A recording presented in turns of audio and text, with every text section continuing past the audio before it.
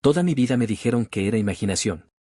Desde que tengo memoria, supe que algo pasaba, pero nadie me creyó, hasta que descubrí documentos antiguos enterrados hace más de 100 años que confirmaban lo imposible. Ya había vivido antes. Hola, soy Elías Varela. Desde que tengo memoria, he sentido que algo no encaja. No hablo de algo externo, como problemas familiares o traumas infantiles. Hablo de una sensación profunda, como si ya hubiera estado aquí antes. Como si cada paso que doy, cada calle que cruzo, cada palabra que pronuncio, ya lo hubiese hecho alguna vez. Pero nadie le da importancia a eso cuando eres niño. Tienes mucha imaginación, me decían. O eso fue un sueño, no le des vueltas. Pero yo lo sabía. Lo sentía. Todo cambió el verano en que cumplí 6 años. Mi familia decidió hacer un viaje a Europa, algo que mis padres planearon durante meses. Mi madre era fanática de la arquitectura antigua y mi padre, historiador aficionado, insistió en visitar varias ciudades pequeñas en Francia y Suiza. Íbamos a evitar los lugares turísticos típicos y en su lugar, explorar pueblos poco conocidos. Yo no entendía mucho, solo sabía que quería subirme a un avión y probar muchos postres. El destino que marcaría mi vida fue un pequeño pueblo francés llamado Saint-Michel-de-Fleury. ¿Has escuchado hablar de él? No te culpo si no. No aparece en guías turísticas. Es un pueblo con menos de 1000 habitantes, calles empedradas y un aire que huele a historia. A mí me sonó familiar desde el primer instante. Apenas bajamos del auto rentado y puse un pie en ese suelo, sentí algo extraño recorrerme la espalda. Un escalofrío, sí, pero no de miedo. Era una mezcla entre nostalgia y reconocimiento. Como si hubiera vuelto a casa después de siglos. Recuerdo claramente que me quedé parado en la entrada del pueblo, mirando una antigua fuente de piedra en el centro de la plaza. Me acerqué y pasé los dedos por su borde, como si supiera exactamente cómo se sentía. ¿Lo has soñado antes? Me preguntó mi madre, sonriendo con ternura. No, le respondí sin mirarla. He estado aquí. Ella rió, como cuando un niño dice que fue astronauta en otra vida. Pero yo hablaba en serio. De hecho, cuanto más avanzábamos por las calles, más detalles comenzaban a despertar en mi mente. Una floristería con persianas azules. Un taller de relojes con una campana de bronce. El olor del pan horneado que salía de una panadería con techos bajos. Yo sabía lo que había tras esas puertas, antes de que las viéramos abiertas. Todo se volvió más inquietante cuando llegamos a la vieja abadía del pueblo. Estaba parcialmente en ruinas, aunque una parte seguía abierta al público como museo. No tenía cartel llamativo, ni turistas, ni siquiera iluminación adecuada. Era un edificio de piedra gris, cubierto por la hiedra del tiempo y rodeado de silencio. ¿Quieres entrar?, preguntó mi papá mientras sacaba su cámara. Yo no respondí. Me adelanté, empujé la pesada puerta de madera, y caminé directo hacia una escalera a la derecha. Nadie me había dicho que había ahí. Nadie me había mostrado planos. Pero yo sabía que ahí estaba lo importante. Subí los escalones de piedra, giré a la izquierda y me detuve frente a una puerta más pequeña. Vieja, con un cerrojo oxidado. Me quedé mirando el picaporte durante varios segundos. Sentía un nudo en el pecho. Estaba temblando. ¿Qué haces?, dijo mi madre, jadeando por las escaleras. ¿Cómo sabías que esto estaba aquí? No le respondí. Aquí vivía alguien, susurré. Un hombre. Dormía en este cuarto. Escribía, aquí. ¿Quién?, preguntó mi padre, divertido. Yo, respondí sin pensarlo. Ese fue el primer momento en mi vida en que me miraron distinto. No como un niño con imaginación, sino como si de verdad estuviera diciendo algo que no debía saber. Y lo más aterrador, es que yo tampoco sabía por qué lo sabía. La habitación estaba cerrada con llave, pero eso no impidió que me quedara allí, inmóvil, como hipnotizado. La madera de la puerta tenía marcas de fuego, quemaduras antiguas. Yo pasé mi mano sobre ellas con una delicadeza extraña, como si sintiera respeto. Mis dedos buscaron, sin pensar, un pequeño relieve junto al marco, y lo encontré, un símbolo tallado, oculto por el musgo. Era una cruz invertida sobre un círculo. Mis padres lo vieron también. ¿Cómo sabías que eso estaba ahí?, preguntó mi padre con el ceño fruncido. No respondí. No podía. No porque no quisiera, sino porque en ese momento, una imagen se había instalado con violencia en mi mente. Una escena breve, como un destello. Yo, o alguien como yo estaba escribiendo en ese cuarto, bajo la luz de una vela. Llevaba ropas oscuras y tenía una herida en la mano derecha, justo en el centro de la palma. Estaba solo. Afuera llovía. Y de pronto, el fuego. Me llevé la mano a la palma derecha, donde una cicatriz de nacimiento ha estado desde siempre. Nunca me pregunté por qué la tenía. Hasta ahora. Mi padre logró convencer a un guía del museo para que abriera la puerta. Era un hombre mayor, con una linterna de mano, que hablaba un francés mezclado con español roto. Dijo que nadie entraba ahí desde hacía años. Que era un antiguo dormitorio, quizá del sacerdote que vivía allí en el siglo XIX. Cuando finalmente empujó la puerta y la luz entró, yo sentí como si el tiempo se hubiese detenido. Todo me resultaba familiar. La disposición de los muebles. El lugar exacto donde había estado el escritorio aunque ya no estaba. La chimenea con ladrillos negros. La ventana con cristal roto. Cada rincón. Cada sombra. Era como ver el pasado superpuesto con el presente. Aquí era susurré. Aquí, escribía mis cartas. Mi madre me miró con una mezcla de preocupación y asombro. ¿Qué cartas? Cartas que nunca debía escribir. Cartas peligrosas, dije. No sé por qué lo dije. No sabía qué significaba. Solo lo sentí. El guía se quedó helado. ¿Cómo sabes eso?, me preguntó, cambiando al francés. Mi padre tradujo.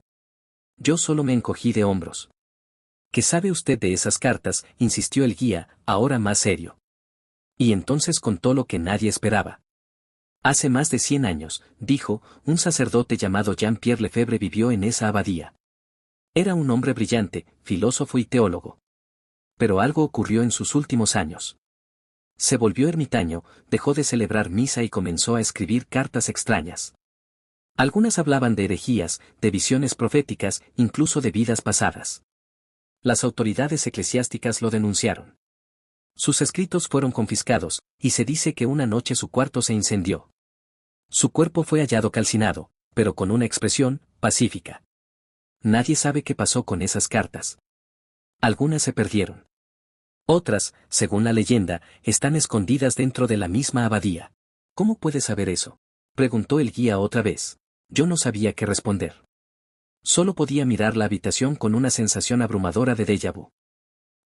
Era el murmuré. Mis padres se miraron, entre la incomodidad y el desconcierto. Pero el guía no se rió. Al contrario. Me miró con respeto. Como si me creyera. Esa noche, de vuelta en la posada del pueblo, no pude dormir. Me quedé en la cama con los ojos abiertos, sintiendo un zumbido en los oídos, como si 1000 voces antiguas quisieran hablarme. A medianoche, tuve un sueño. Aunque ahora sé que no fue solo un sueño. Vi una pluma escribir con furia sobre un pergamino. Una advertencia. Un mensaje cifrado. Algo relacionado con el alma y el tiempo. La mano que escribía era mía. Pero no era yo. Y cuando desperté, lo más inquietante ocurrió. En mi cuaderno de dibujo, que había dejado cerrado sobre la mesa, encontré una página arrancada y garabateada con tinta azul. Una frase escrita con letra adulta, que no era de nadie en mi familia, decía. El alma no olvida. Solo espera el momento de recordar. A la mañana siguiente, lo primero que hice fue correr al cuaderno. Quería asegurarme de que no lo había soñado. Pero ahí seguía, la hoja arrancada, el garabato con tinta azul, una tinta que, por cierto, nadie de mi familia había traído al viaje, y esa frase que parecía más una sentencia que un mensaje casual. El alma no olvida. Solo espera el momento de recordar. No le conté nada a mis padres. Ellos ya estaban bastante perturbados con lo del cuarto. En el desayuno, trataron de actuar como si nada hubiera pasado, pero no podían ocultar las miradas cruzadas y los silencios incómodos. Yo, en cambio, no podía dejar de pensar en Jean-Pierre Lefebvre, o en lo que él y yo éramos. O habíamos sido. Sentía que algo me llamaba desde ese lugar. Así que convencí a mis padres de volver una vez más a la abadía antes de irnos del pueblo. Cuando llegamos, el guía del día anterior ya no estaba. Un joven voluntario nos atendió, pero no quiso abrir el cuarto de nuevo. Dijo que no estaba autorizado. Así que comencé a deambular por el resto del edificio, intentando seguir mi intuición. Algo, no sabía qué, me empujaba hacia una sección del convento que estaba clausurada con una cinta roja, El antiguo archivo subterráneo. Salté la cinta cuando nadie miraba y bajé por una escalera de piedra húmeda. Estaba oscuro, pero mis pasos eran firmes. Sabía a dónde iba, o al menos eso parecía. La temperatura bajó drásticamente. El aire estaba cargado, como si cada ladrillo guardara secretos que querían ser contados. Finalmente, llegué a una puerta metálica, oxidada. No estaba cerrada del todo. La empujé con fuerza, y dentro había un cuarto pequeño, lleno de estantes y cajas con documentos viejos. El olor a pergamino viejo y a humedad me hizo toser. Pero entre todos esos papeles rotos, había una caja de madera con un candado roto. La abrí con manos temblorosas. Dentro, encontré lo que parecía un diario. En la primera página había un nombre, Jean-Pierre Lefebvre. El corazón me latía con fuerza. Las manos me sudaban. Era real. No era un invento de mi imaginación. No era una fantasía infantil. Ese diario me estaba esperando. Empecé a hojearlo. La letra era clara, ordenada, pero se volvía errática en las últimas páginas. Como si el autor hubiera escrito en un estado de urgencia, de desesperación o de iluminación. Algunos fragmentos hablaban de sueños que no le pertenecían. De lenguas que hablaba sin haberlas aprendido. De memorias que no eran suyas. O quizás sí. Pero fue una página en particular la que me dejó sin aliento. Fechada el 27 de marzo de 1891, decía. He vuelto a ver al niño. La misma mirada. La misma cicatriz. Ha venido en mis sueños por tercera vez. Él existe, en otro tiempo, en otro cuerpo, pero su alma es la mía. Pronto olvidaré, pero sé que un día volveré. Y cuando lo haga, recordaré todo. Sentí que me iba a desmayar. No podía ser. Ese niño era yo. Estaba describiendo a mí mismo. La cicatriz en la mano. La mirada. El cuerpo distinto. ¿Cómo podía alguien haberme soñado más de 100 años antes de que yo naciera? ¿Cómo podía haberlo escrito, sabiendo que algún día yo encontraría esas palabras? De pronto, escuché pasos en la escalera. Cerré el diario y lo guardé en mi mochila. Corrí hacia la salida como si huyera de un crimen. Mi padre me vio salir del pasillo clausurado y gritó mi nombre con furia, pero también con miedo. ¿Qué hiciste? ¿Dónde estabas? No podía evitarlo, dije, sin aliento. Tenía que verlo. Esa noche, mientras ellos dormían, leí cada página del diario en silencio. Algunas partes estaban escritas en latín, otras en francés antiguo. Pero lo entendía. Sin estudiar, sin haberlo aprendido, lo entendía. Como si mi mente reconociera algo que mi educación jamás tocó. Y cuanto más leía, más comprendía. Jean-Pierre no solo creía en la reencarnación, él la vivía. Tenía visiones de otras vidas. Lugares que había conocido. Lenguas que hablaba en sueños. Y en las últimas páginas, comenzó a dejar instrucciones, mapas, claves, símbolos. Estaba tratando de comunicarse con su siguiente yo. Conmigo. Me hablaba directamente. Si has llegado hasta aquí, ya lo sabes. Tú eres yo. Y ahora te toca recordar. Esa noche no dormí. No podía. El diario de Jean-Pierre estaba sobre la mesita de noche, y cada vez que cerraba los ojos, sentía que él me observaba desde dentro de sus páginas. Pero no con miedo. Con urgencia. Como si me dijera, despierta ya. Al amanecer, mientras el sol apenas tocaba los tejados de Saint-Michel-de-Fleury, me levanté sin hacer ruido y salí de la posada. Caminé solo hasta la abadía, llevando el diario escondido bajo la camisa. La puerta estaba cerrada, pero encontré una ventana rota por la que pude colarme sin que nadie me viera. Esta vez no fui al cuarto. Ni al archivo. Fui al claustro trasero, a un jardín olvidado. Lo había visto en uno de los mapas del diario. Jean-Pierre lo llamaba Le Coeur, el corazón. Decía que allí guardaba algo que no podía confiarle a ningún hombre de su tiempo. Algo que debía esperar, a sí mismo. Recorrí el jardín con el diario en la mano. Leía y miraba, leía y caminaba. Finalmente, el texto me llevó a una estatua cubierta de musgo. Un ángel de piedra, de alas rotas, con los ojos cerrados. Según el diario, el mensaje estaba donde los ojos no miran, pero el alma ve. Busqué en la base. Nada. Tocaba cada rincón con las manos. Y entonces, justo detrás del pedestal, sentí un hueco. Metí los dedos con dificultad y saqué un cilindro de cobre cubierto por tierra y óxido. Temblaba. Lo abrí. Dentro había un pergamino sellado con cera antigua.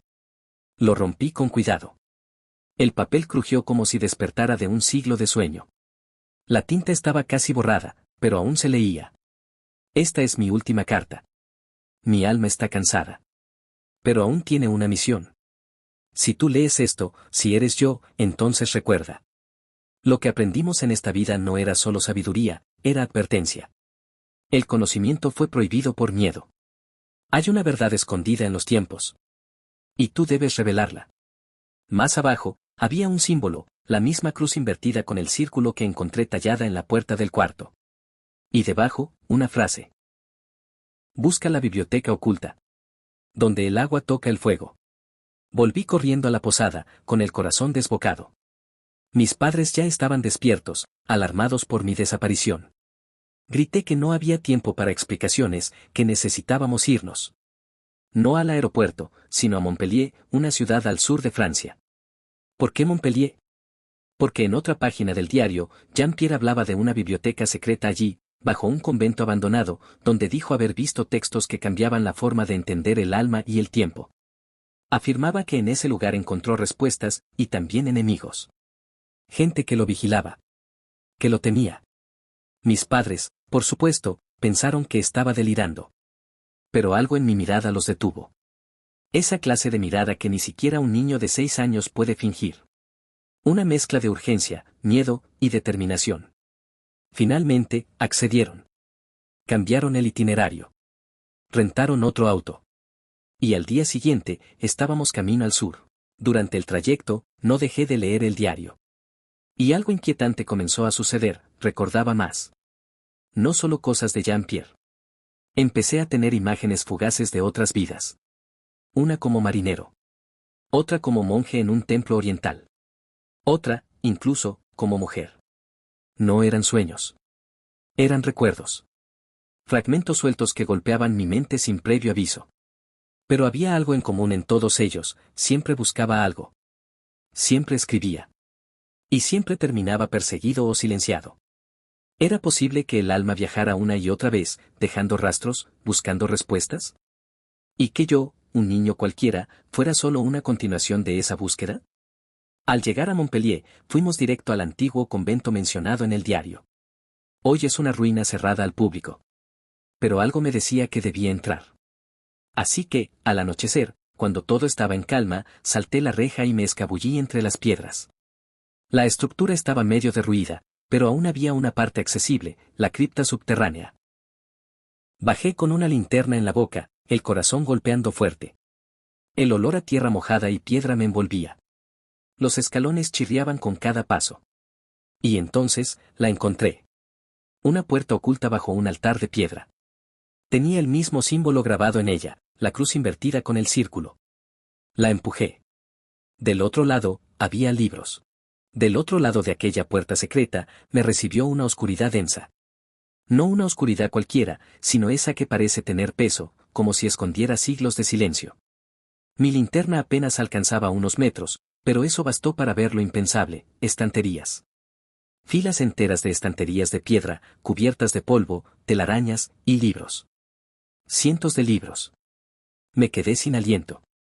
Algunos eran grandes y encuadernados en cuero, otros parecían más antiguos aún, pergaminos enrollados, tablillas de madera con inscripciones en lenguas que no reconocía. Y sin embargo, entendía. No con palabras, sino con algo más profundo, como si los pensamientos me fueran dictados directamente al alma. Me acerqué a un volumen grueso, sin título en el lomo. Lo abrí. Las primeras páginas hablaban de los viajeros del alma, una orden secreta de monjes que creía en la reencarnación como un ciclo de aprendizaje. Según ellos, el alma llevaba consigo el conocimiento acumulado de todas sus vidas, pero la mayoría de los humanos no eran capaces de recordarlo. Solo unos pocos despertaban. A esos pocos los llamaban los despiertos. ¿Jean-Pierre había sido uno de ellos? ¿Y ahora yo? Otra página mencionaba símbolos usados para activar la memoria del alma. Uno de ellos era exactamente el mismo que me había seguido desde Saint-Michel, la cruz invertida con el círculo.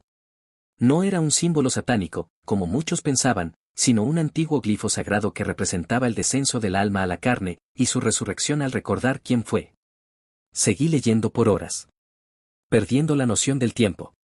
Las escrituras decían que a lo largo de la historia, ciertos conocimientos sobre el alma fueron ocultos a propósito por instituciones religiosas y políticas. No porque fueran falsos, sino porque otorgaban demasiado poder a quien los comprendiera. Imagina esto. Una persona que puede recordar cada lección de vida, cada error, cada amor, cada traición de todas sus encarnaciones. Una conciencia milenaria atrapada en un cuerpo joven. Capaz de predecir comportamientos humanos, ver más allá de los sistemas, entender el propósito de su existencia con claridad. No sería una amenaza común. Sería un ser imparable. Comprendí, en ese momento, por qué Jean-Pierre había sido silenciado. Él había recordado. Y yo, también estaba empezando a hacerlo. De pronto, escuché un crujido detrás de mí. Giré con la linterna temblorosa. No había nadie. Solo silencio. Pero no estaba solo. Lo sentía. No era miedo. Era presencia. Entonces vi algo que me paralizó. Una silueta. Alta, vestida con una túnica negra, apenas visible entre las sombras. No caminaba, parecía flotar. No tenía rostro, pero sabía que me observaba. Una voz, que no venía de fuera sino de dentro de mi cabeza, habló. Has ido demasiado lejos, demasiado pronto. Quise correr, pero mis piernas no respondían. ¿Quién eres? Pensé. Soy el guardián. El protector de lo oculto. Has abierto puertas que no debías. Aún no. ¿Por qué? ¿Qué es lo que estoy despertando? La figura no respondió. Solo levantó una mano, y la habitación tembló. Los libros comenzaron a cerrarse de golpe, uno tras otro. Las luces de mi linterna parpadearon. Un viento helado se coló entre las piedras. Y entonces, una explosión sorda me lanzó contra la pared. Desperté minutos, u horas, después, tirado entre escombros. El acceso a la sala había colapsado. Los libros, la puerta secreta, todo había desaparecido. Volví a la posada sin decir palabra. Nadie notó que había estado fuera. Mis padres pensaban que me había quedado dormido. Pero dentro de mí, algo había cambiado. Esa noche, volví a soñar con Jean-Pierre. Pero esta vez, no era un sueño. Era una conversación. Me habló desde un rincón de mi mente. Su voz era grave, serena. ¿Lo viste, verdad? Sí. ¿Quién era? Uno de ellos. Los que vigilan el conocimiento. Han existido en todas las eras. Ocultan, manipulan, temen. Pero no pueden detener lo inevitable. ¿Y qué es lo inevitable? Jean-Pierre hizo una pausa, y entonces me dijo lo que marcaría mi vida desde ese instante. Que un día, la memoria del alma será más fuerte que el olvido impuesto por el mundo. Y ese día, todo cambiará. A partir de esa noche, ya nada volvió a ser igual. Cuando regresamos a casa, todo lo que antes me parecía cotidiano se volvió extraño. Las aulas del colegio, los juegos, las conversaciones con otros niños, todo me sabía a repetición. Como si ya lo hubiese vivido una y otra vez. Sentía que estaba actuando, como si tuviera que fingir ser alguien que en realidad no era. Y eso, era agotador. Pero lo más difícil no fue el cambio interno. Fue el aislamiento. Intenté contarle a mis padres lo que había descubierto. Les hablé del diario, del mensaje escondido, del guardián que me habló en la cripta, pero su reacción fue la que esperaba, miedo. Negación. Mi madre incluso me llevó con una psicóloga infantil. Tiene una imaginación desbordada, dijo la doctora, sonriendo con suavidad. Pero nada grave. Tal vez esté desarrollando un vínculo simbólico con el personaje del diario. Es su forma de explorar el mundo. Pero yo sabía que no era un símbolo. Era real. Las noches se volvieron más intensas. Cada vez que dormía, soñaba con fragmentos de otras vidas. No solo de Jean-Pierre, sino de muchos otros, una mujer que tejía bajo una lámpara de aceite, un joven que tocaba un laúd en una plaza del Imperio Romano, un soldado herido escribiendo una carta que jamás enviaría. Y lo más aterrador, es que recordaba los nombres. Sentía sus emociones. Recordaba sus muertes. Era como si dentro de mí vivieran decenas de personas, todas yo. Una tarde, mientras caminaba solo por la biblioteca de mi ciudad, mis pasos me llevaron, sin saber cómo, hasta una sección cerrada al público, libros antiguos de religiones comparadas. La encargada, una mujer anciana con gafas gruesas, me miró y dijo algo que me heló. Te estaba esperando. Me detuve. ¿Perdón? Ella sonrió, como si supiera más de lo que decía. Tú ya has estado aquí antes. No en este edificio. En este saber. Me guió hacia una estantería polvorienta y sacó un libro sin título. Me lo entregó. Es tuyo. Lo abrí. Las primeras páginas estaban en latín, pero nuevamente, lo entendía. Era un tratado sobre el anima mundi, el alma del mundo, y hablaba del ciclo eterno del regreso. Decía que, cada cierto tiempo, algunos seres humanos eran elegidos para recordar. Para traer al presente la sabiduría del pasado. Pero no como profetas, sino como espejos. Reflejos de la humanidad, repitiendo su historia hasta que alguien la entendiera de verdad.